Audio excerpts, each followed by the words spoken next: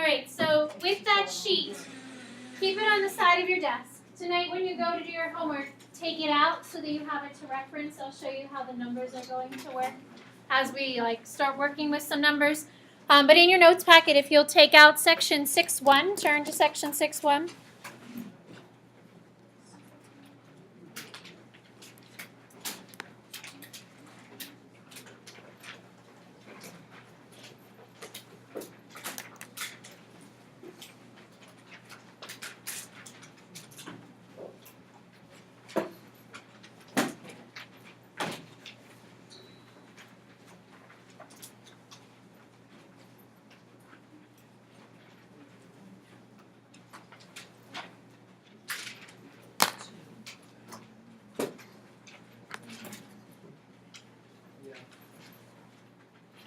So the next two sections that we'll be dealing with are going to be evaluating roots, which is similar to a square root, but also looking at rational exponents, and that would be like the next two sections. And then after we talk about that, then the next couple of sections in the chapter kind of switch a little bit. So the chapter's kind of broken up into different parts. But when we talk about a root, so it says the nth root of a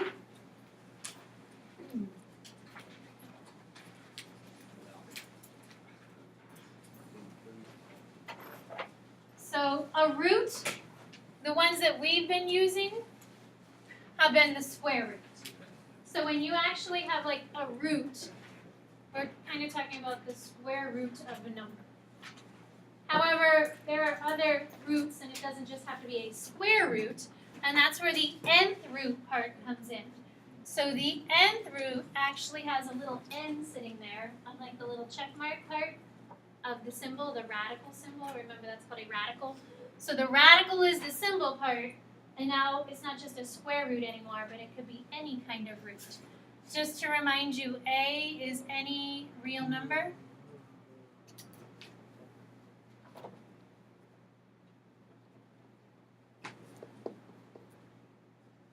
And the n part is like the part that we would be taking the cube root, the fourth root, the fifth root, the sixth root. That's called the index. So the index of the radical is the n. So the radical is the little symbol. The index is the number that sits on the little check mark of the symbol. So just to kind of get you to think, getting a couple examples here. If we have the square root of a, I could also have the cube root of a, the fourth root of a, and it could go on and on and on and on. But if there's not a number here, and we're taking the square root, what number is invisible, but it's just not there? We don't usually write it. A 2. So when you say a square root, that usually is a 2 that's sitting there. It's just we don't write it because if it's not there, it's just assumed to be there. Virginia.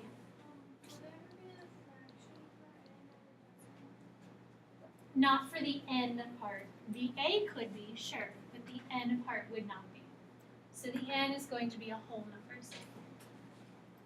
So one of the things that we talked a little bit about when we were looking at chapter 4 and chapter 5, especially chapter 5 when we were dealing with exponents, was that a root can be written as an exponent. So if I have the square root of a, does anybody remember what exponent we said a square root was? Virginia, do you remember? Not negative 2, because a negative makes it into a fraction. 1/2. So when we have the square root of a number, we could also say that I could write it as an exponent as a 1/2. So if we have the cube root of a number, we could write it as an exponent of 1/3. A fourth root of a number, we could write it as an exponent of 1/4. Now, why would we want to do that? Well, we would probably want to do that when we're dealing with multiple values and we're trying to combine them together. So we would want to look at it as an exponent because I have an a to the 1/2 and an a to the 1/4, and we're trying to combine them together. So that'll be like the next section. But a square root or a cube root or a fourth root, we can always think about them as an exponent as well, or vice versa. So if you had a number to the 1/3, we could rewrite it so that it has that root symbol with it. Questions? So there's a little chart before we actually start looking at some examples to see how we would apply this. And in the little chart, there's my chart, it talks about the roots of A. And it's an even versus odd chart.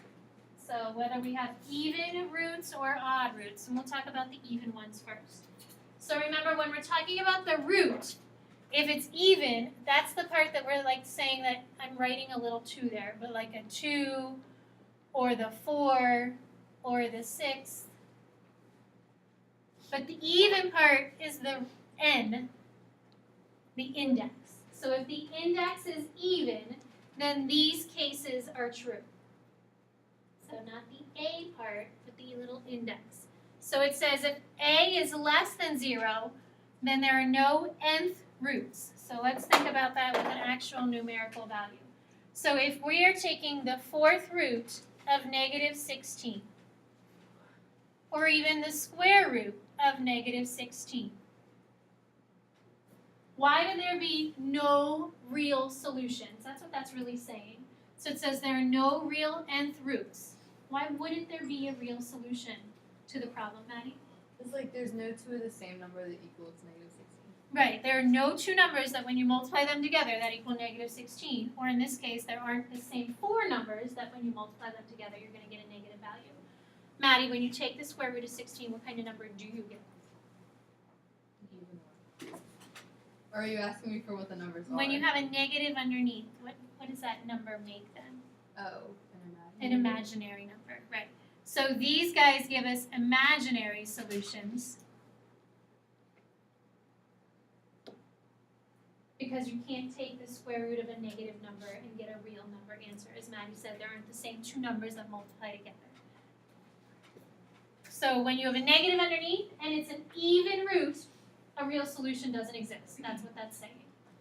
The next one, still working with even, so working with the even side. It says if A is 0, then you have 1 real nth root. So again, let's think about this. If I'm taking the square root of 0, the 4th root of 0, the 6th root of 0, what's your answer going to be? 0, yeah. So it doesn't matter what your root is. Any even root of 0 is still going to be 0. That's the only answer. You'd never get another value. So the 100th root of 0 is still 0. The last part says that you would have 2 real roots if A is greater than 0. So again, think about that. If I have the square root of 16 or the 4th root of 16, why would you have 2 real roots? H? You can have a positive and negative. Yes, you could have a positive or a negative solution. So the square root of 16 is 4. The 4th root of 16 is 2. So you can have a positive and a negative solution anytime it's an even root. So when the root is even, you're going to have a plus or minus answer. And that answer is going to just depend on what that root is that you're taking. So I have here plus or minus a to the 1nth, which really means plus or minus 4, plus or minus 2. It just depends what power we're dealing with, what the root is. So even, if it is a negative number, doesn't exist. If it's a positive number, I have 2 answers, plus or minus. Questions with that?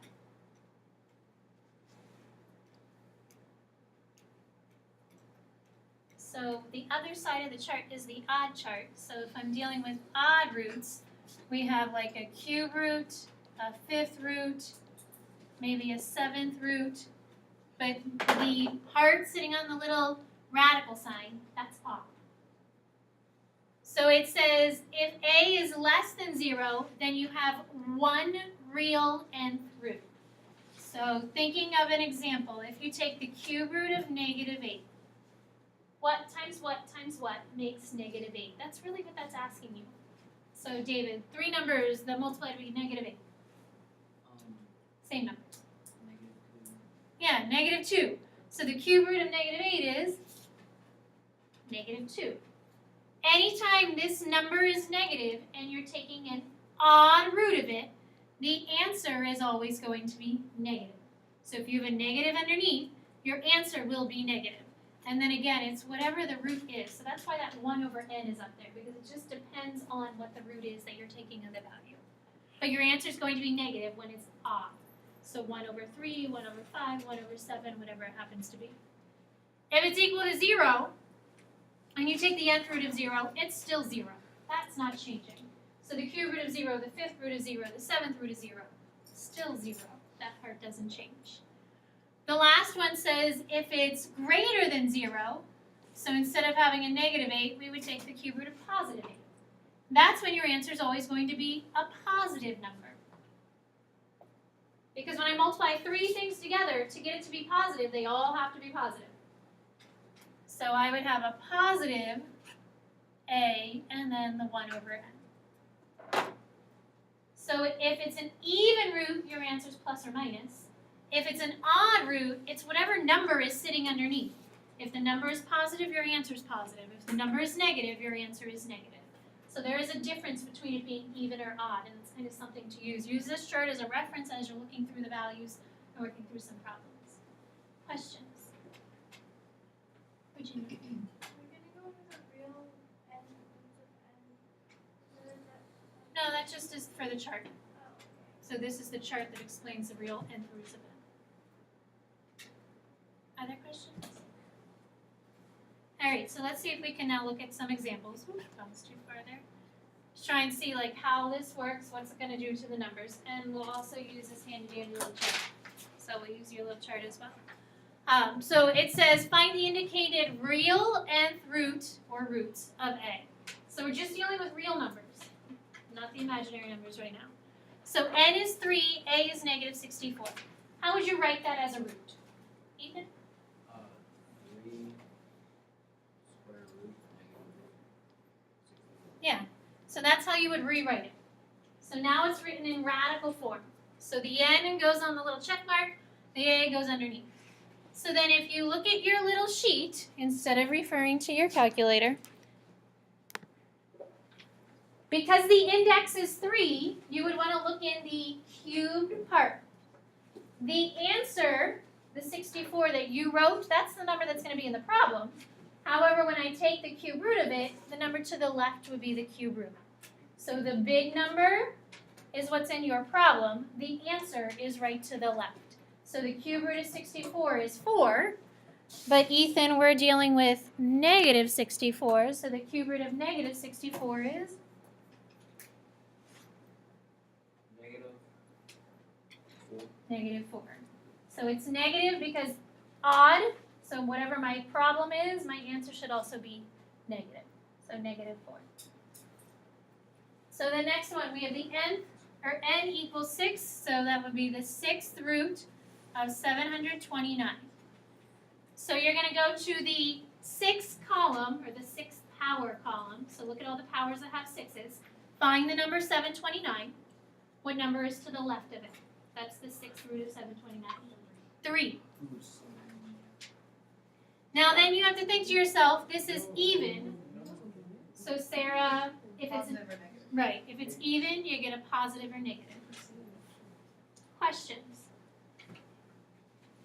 So because it was a 6, you're looking in the powers of 6, going down to 729. Go to the left of 729, that's your solution. It's plus or minus because it's an even power. Questions? All right, then if you flip and look at the top of the page.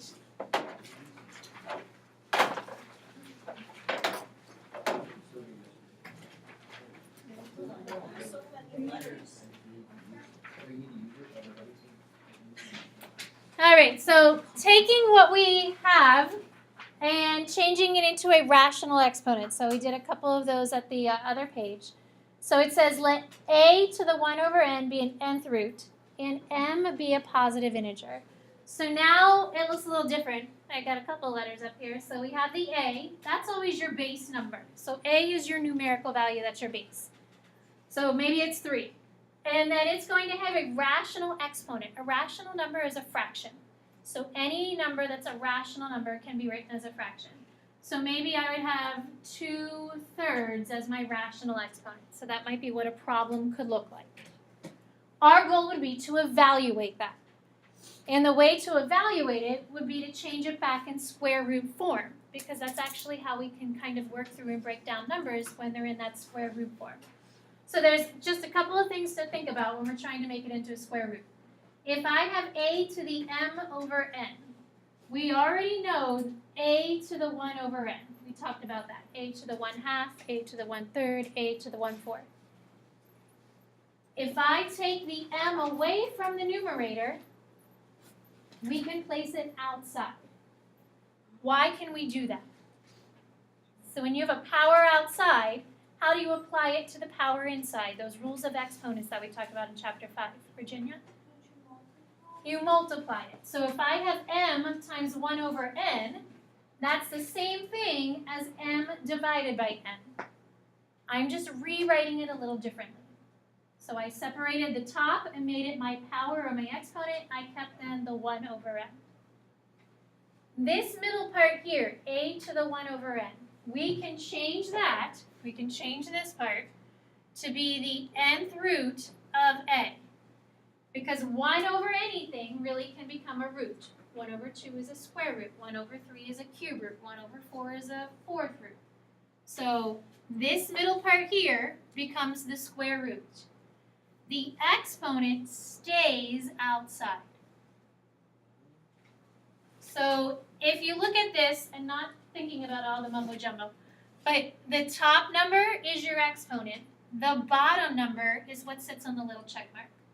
So if we have 3 to the 2/3, how would you write that as a root, as a square root?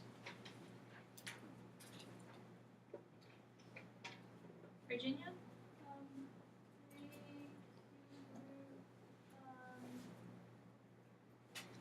the cube root 3 in parentheses, the second power. Right.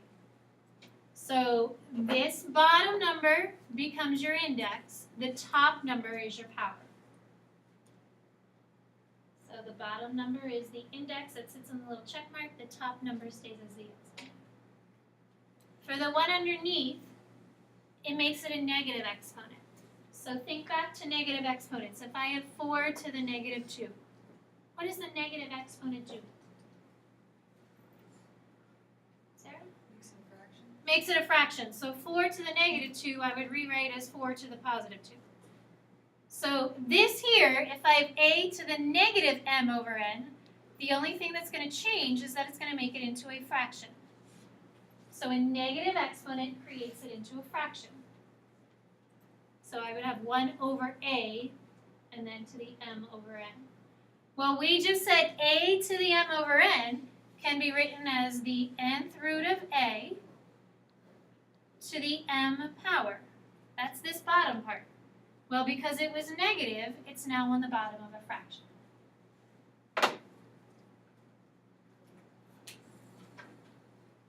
So we're going to practice some of these problems. I know it looks weird. You've never done this before. So it is going to look a little weird until you get to practice some of the problems. So if you go underneath to the first, there's 4 problems down there, I believe. It says evaluate the expression with a rational exponent. So first thing is I was just wondering if it was in this final form, or would we have to like keep solving it from there? you're going to keep solving it, yeah. Oh, So we're going to try and break it down and keep solving. how do we do that? Well, I'll show you. Okay. Yeah, don't worry. I'm not going to let you just go on your way and not know how to do it. So is it, if we start with this one, if it has a negative exponent, what do you have to do with it It would first? move to the bottom, so it'd be 1 over 8 to the 4/3 Right. power.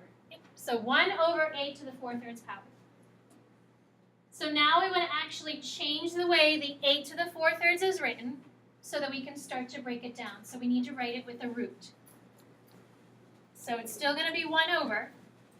How would I write 8 to the 4/3 power?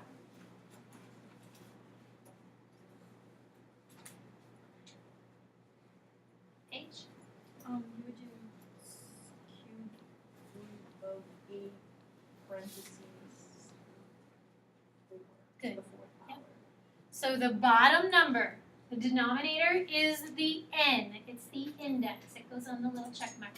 The top number becomes your power or your exponent. So now we're going to evaluate it. So using your chart, this is where your chart's going to get used 2 different times. Start on the inside and look at the cube root of 8. So go to the cube column, find the 8, look to the value that's left of it. So what's the cube root of 8? David? 2. So now this is 1 over 2, and then we still have a 4. This is odd. Whenever you take a cube root of an odd number, or I'm sorry, the cube root of a number, it stays as whatever it is. So it's positive, so it remains positive. And then David, still using that chart, what is 2 to the 4th? 16. So my final answer would be 16. Wait, how'd you go from 116. how'd you go from step 2 to 3? From here? Yeah. So do this part first, Alright. the cube root of 8. So you have to go into your cube column, find the 8, look to the number next to it. Yeah. And then you have to do 2 to the 4th. 2 to the 4th is 16. Wait, so when you're at 8 cube, I'm confused what you do. What do you do with the cube root? Oh, you actually cube root it and then you other side of my own. That's okay. So you actually cube root it, it becomes 2. Yeah. But then you still have the 4th power. So 2 to the 4th, Oh, then you yeah. actually do 2 to the 4th and becomes 1 over 16. Other questions? All right, so 81 to the 1/4. Can anybody rewrite 81 to the 1/4? Sarah? The 4, Mm-hmm. 81, And then technically the power is? 1. Right, 1. So technically the power would be 1. If I was really writing it, that top number becomes the power of 1. So now using your chart, go to the 4th root column. Ready? Exponents that have the 4 in it.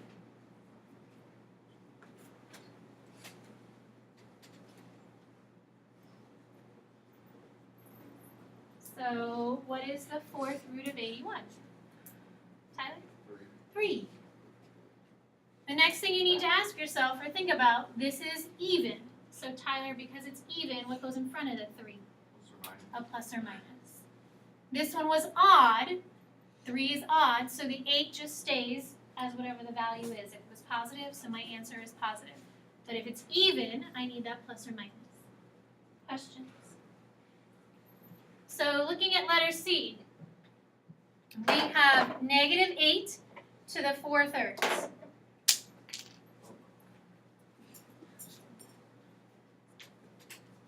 Kate, can you rewrite it? The cube root of -8 parentheses. So cube root of -8 and then to the 4th. So Ryan, inside the cube root of -8 is?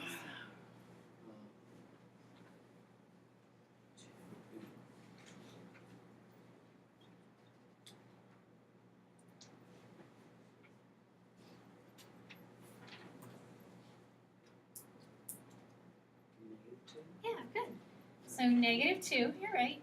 It's negative, odd root, so my answer needs to be negative. And now we need to do -2 to the 4th. So -2 times -2 times -2 times -2 is positive 16. The last one, we have 32 to the -2/5. So the first thing we need to do is rewrite it as a fraction because it's a negative exponent.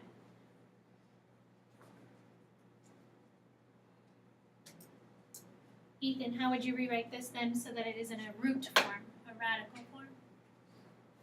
It'd be 5 square root 32 parentheses squared. Good. And then the 5th root of 32 is 2. 2 squared is 4. So you just have 1/4 there. So your homework's in your book. 3 to 45 odd are going to be problems similar to this. The other group of problems will be equations. We didn't get to the equations. Obviously, I have 30 minutes and not 40. But try and look through the book. See if you can attempt those problems. We've solved equations before. So you're kind of using the same process. We will go through those tomorrow. Have a great day. Thank you. Thanks.